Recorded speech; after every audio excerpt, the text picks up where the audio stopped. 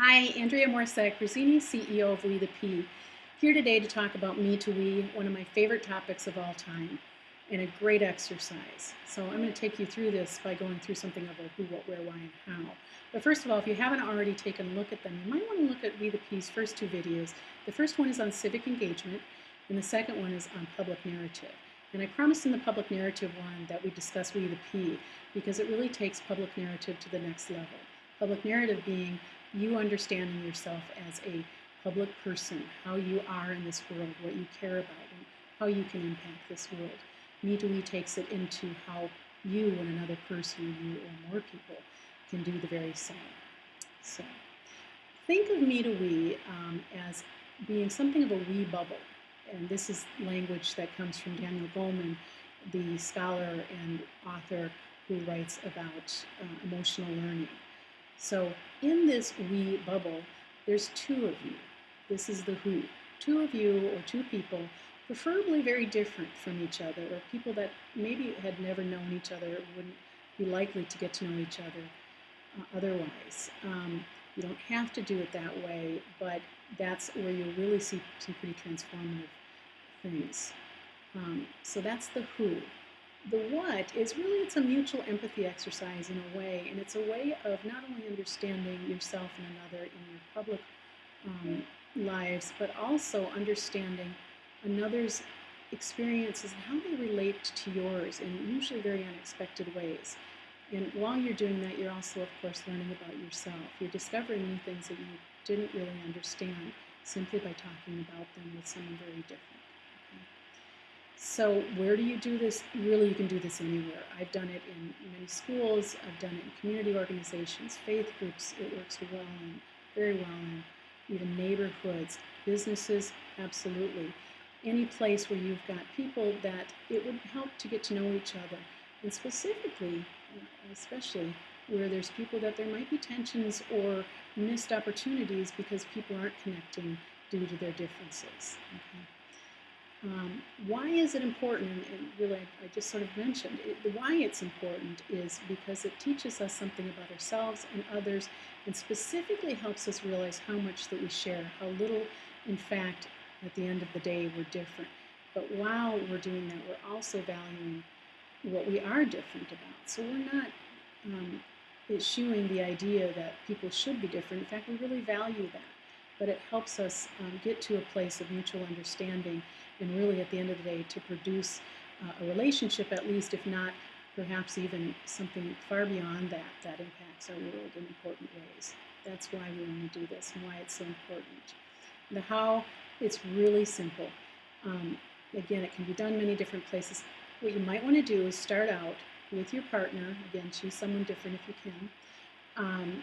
With a Venn diagram. Grab a piece of paper and some pens or markers or crayons, whatever you like, and draw a Venn diagram. On one side you've got a square, on the other side you've got a circle. Let's say that you are on the square side. On your square side, you're going to write down, after speaking with your partner, their characteristics. Are they a man? Are they a woman? Are they a boy or a girl? Where do they live? What's their ethnicity? What are they like? What do they do for a living or in school, whatever the case may be. Your partner's going to do the very same on their side. Let's say they're in the circle. So they're going to sort of interview you and capture those characteristics of yours that are uniquely you.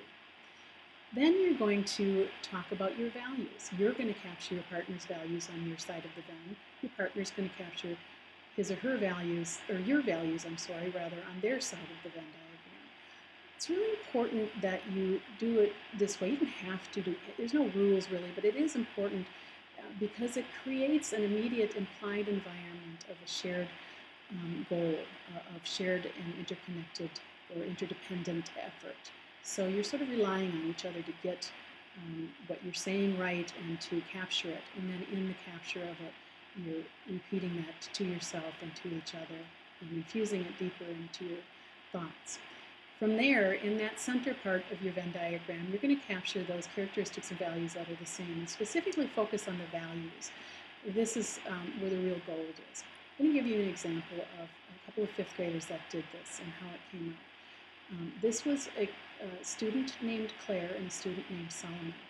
Now, I challenged this classroom that they were in to choose the student that they'd never spoken to the entire year. This was at the end of the school year, or the student that they were afraid to speak up to, or the student that maybe they weren't sure that they even liked.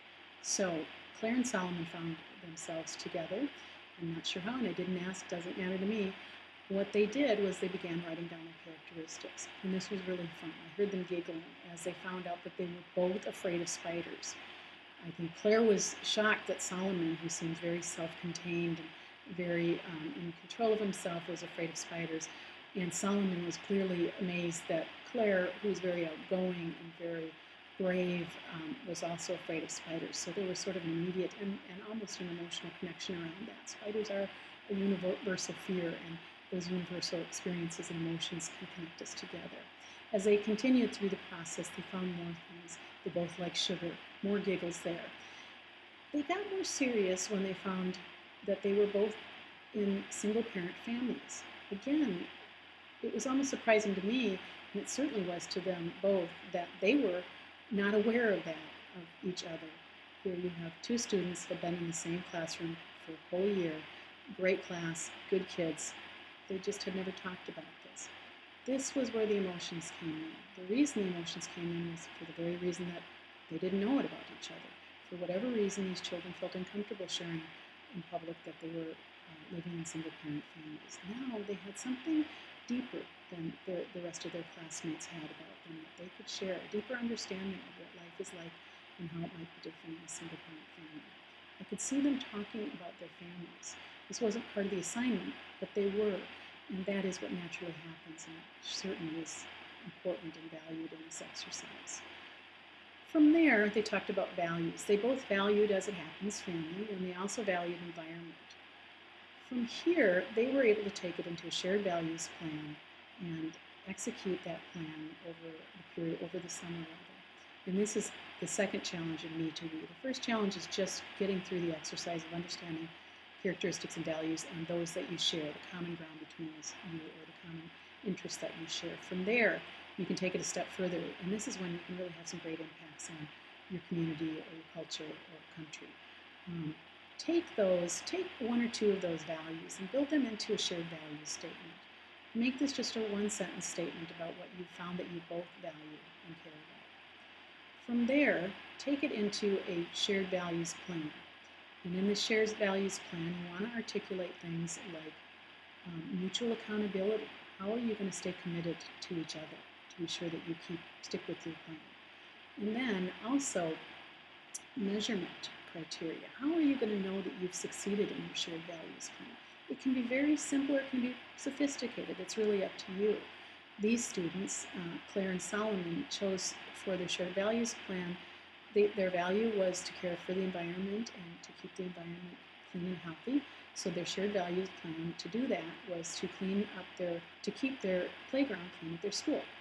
And their shared value, their mutual accountability, was that they would text each other, every week and be sure that they got together at the playground and cleaned it up if it needed cleaning. And their their accountability criteria or their measurement criteria, how they would know that they had succeeded was they felt that they would know if they got good comments from other students and if the playground stayed clean. It was as simple as that. And they did that, I'm not sure how long, and even that doesn't so much matter. The point of the exercise is to begin to understand how you and someone very different from you can understand each other at a much deeper level, or at least a little bit deeper level, and then possibly even conceive ways of continuing your relationship around something of value to your community. So your job is simply to raise awareness together in your wee bubble, take that awareness into a mutual commitment. From that mutual commitment, deliver your plan. After you've delivered your plan, discuss it. Spend some time reflecting, if you can, on how you've done, on how it went, on the surprises when you met and did your MetoWe, and on the learnings and lessons that you achieved while you were doing your shared values plan and achieving that in whatever way that you might want to do that. It's a great exercise. It's really fun, and I can share much more with you about how to do it. If you'd like, just visit us at Facebook, at WetheP Inc. on Facebook. And if you do MetoWe, or if you'd like to, please, please tell us how it goes. We'd love to hear. This is really exciting stuff, great fun, and I think you're going to really enjoy it.